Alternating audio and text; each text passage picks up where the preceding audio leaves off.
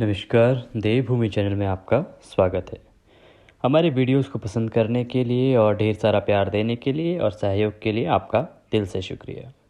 आज के इस वीडियो में हम श्रवण करेंगे सोमवार व्रत कथा, जिसे अवश्य ही सोमवार के व्रत में सुनना चाहिए। उससे भगवान भोलेनाथ प्रसन्न होते हैं और आपका व्रत संपूर्ण होता है। इसके बाद आरती करना और भोग लगाना ना भूलें। भगवान शिव शंकर के चरणों में ध्यान लगाइए, एकाग्रचित होकर बैठ जाइए और कथा सुनना आरंभ कीजिए। ओम नमः शिवाय। किसी नगर में एक धनी व्यापारी रहता था। दूर दूर तक उसका व्यापार फैला हुआ था। नगर के सभी लोग उस व्यापारी का सम्मान करते थे। इतना सब कुछ संपन्न होने के बाद भी वह व्यापारी बहुत दुखी और परेशान रहता था, क्योंकि उसका कोई पुत्र नहीं था, जिस कारण अपनी मृत्यु के पश्चात व्यापार के उत्तराधिकारी की चिंता उसे हमेशा सताती रहती थी। पुत्र प्राप्ति की इच्छा से व्यापारी प्रत्येक सोमवार भगवान शिव की पूजा व्रत किया करता था और शाम के समय शिव मंदिर जाकर शिव जी के सामने घी का दीपक जलाया करता था।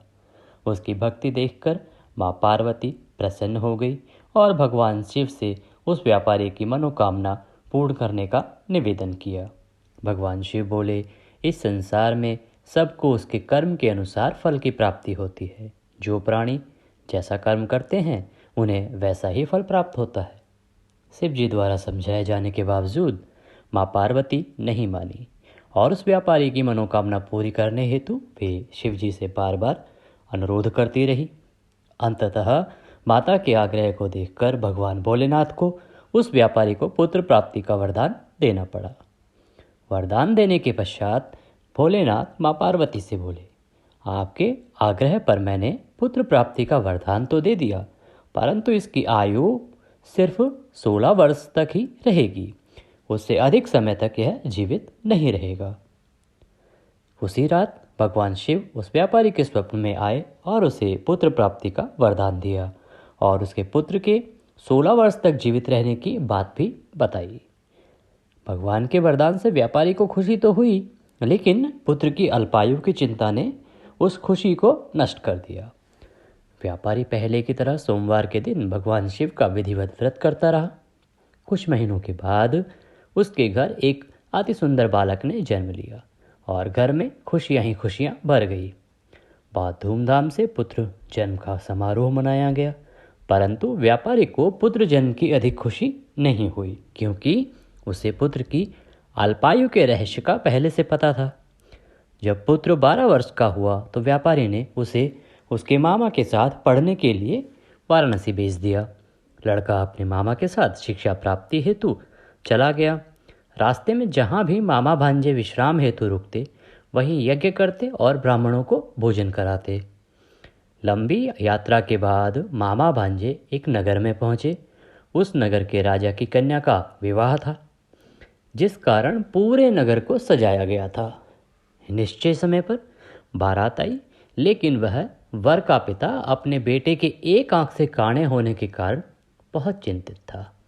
उसे भय था कि इस बात का पता चलने पर कहीं राजा विवाह से इनकार ना कर दे, इससे उसकी बदनामी भी होगी। जब वर के पिता ने व्यापारी के पुत्र को देखा तो उसके मस्तिष्क में एक विचार आया। उसने सोचा, क्यों ना इस लड़के को दूल्हा बनाकर राजकुमारी से विवाह करा दूं। विवाह के बाद इसको धन देकर विदा कर दूंगा और राजकुमारी को अपने घर नगर पे ले जाऊंगा। वर के पिता ने लड़के के मामा से इस संबंध में बात की। मामा ने धन मिलने के लालच में वर के पिता की बात स्वीकार कर ली। लड़के को दूल्हे का वस्त्र पहनाकर राजकुमारी से विवाह कर दिया गया। राजा ने बहुत सारा धन देकर राजकुमारी को विदा किया।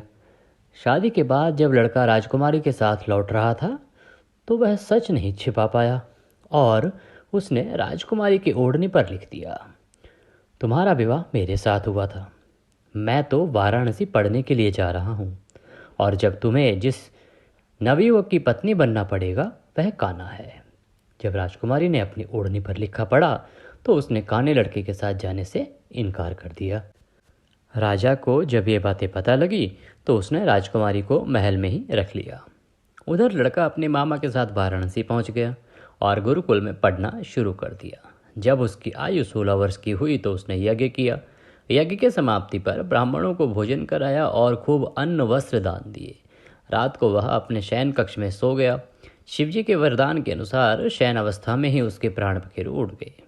सूर्योदय पर मामा मृत भांजे को देखकर रोने पीटने लगा। आसपास के लोग भी एकत्र होकर दुख प्रकट करने लगे। लड़के के मामा के रोने विलाप करने के स्वर समीप से गुजरते हुए भगवान शिव और माता पार्वती को भी सुनाई दिए। माता पार्वती ने भगवान से कहा, प्राणनाथ, मुझे इसके रोने के स्वर सहन नहीं हो रहे, आप इस व्यक्ति के कष्ट को दूर करो। भगवान शिव ने माता पार्वती के साथ अदृश्य रूप में समीप जाकर देखा तो भोलेनाथ माता पार्वती से बोले, यह तो वही व्यापारी का पुत्र है जिसे मैंने 16 वर्ष की आयु का वरदान दिया था। इसकी आयु पूरी हो गई है। माँ पार्वती ने फिर भगवान शिव से निवेदन कर उस बालक को जीवन देने का आग्रह किया। माता पार्वती के आग्रह पर भगवान शिव ने उस लड़के को जीवित होने का वरदान दिया और कुछ ही पल में वह जीवित होकर उठ बैठा। शिक्षा प्राप्ति करके लड़का मामा के साथ अपने नगर की ओर चल दिया। दोनों चलते हुए उसी नगर में पहुंचे जहां उसका विवाह हुआ था। उस नगर में भी यज्ञ का आयोजन किया। समीप से गुजरते हुए नगर के राजा ने यज्ञ का आयोजन देखा और उसने तुरंत ही लड़के और उसके मामा को पहचान लिया। यज्ञ की समाप्ति पर राजा मामा और लड़के को महल में ले गया और कुछ दिन उन्हें महल में रखकर बहुत सारा धन वस्त्र आदि देकर राजकुमारी के साथ विदा कर दिया। इधर भूखे प्यासे रहकर व्यापारी और उसकी पत्नी बेटे की प्रतीक्षा कर रहे थे। उन्होंने प्रतिज्ञा कर रखी थी कि यदि उन्हें अपने बेटे की मृत्यु का समाचार मिला तो दोनों अपने प्राण त्याग देंगे। परंतु उसने बेटे के जीवित वापस लौटने का समाचार सुना तो वह बहुत प्रसन्न हुआ। वह अपनी पत्नी और मित्रों के साथ नगर के द्वार पर पहुंचा। अपने बेटे के विवाह का समाचार सुनकर पुत्रवधू राजकुमारी को देखकर उसकी खुशी का ठिकाना न रहा। उसी रात भगवान शिव ने व्यापारी के स्वप्न में आकर कहा, हे श्रेष्ठी, मैंने तेरे सोमवार के व्रत करने और व्रत कथा सुनने से प्रसन्न होकर तेरे पुत्र को लंबी आयु प्रदान की है। पुत्र की लंबी आयु जानकर व्यापारी बहुत प्रसन्न हुआ। शिव भक्तों ने तथा सोमवार का व्रत करने से व्यापारी की सभी मनोकामनाएं पूरी हुई। इसी प्रकार जो भक्त सोमवार का विधिवत व्रत करते हैं और व्रत कथा सुनते हैं उनकी सभी इच्छाएं भगवान भोलेनाथ और माता पार्वती अवश्य पूरा करते हैं। बोलिए शंकर भगवान की जय। इसी के साथ कथा यहाँ पर समाप्त होती है। आप आरती करेंगे और आरती करने के बाद भगवान को भोग लगाएंगे। इस वीडियो में अभी के लिए इतना ही। अगले वीडियो में फिर होगी आपसे मुलाकात। तब तक के लिए ओम नमः शिवाय। अगर आपके पास आरती नहीं है और आप आरती भी सुनना चाहते हैं तो अगले एपिसोड में या अगले सोमवार को हम जब कथा अपलोड करेंगे उसमें आरती भी अवश्य डालेंगे। आप कमेंट बॉक्स में अवश्य लिखिए। ओम नमः शिवाय।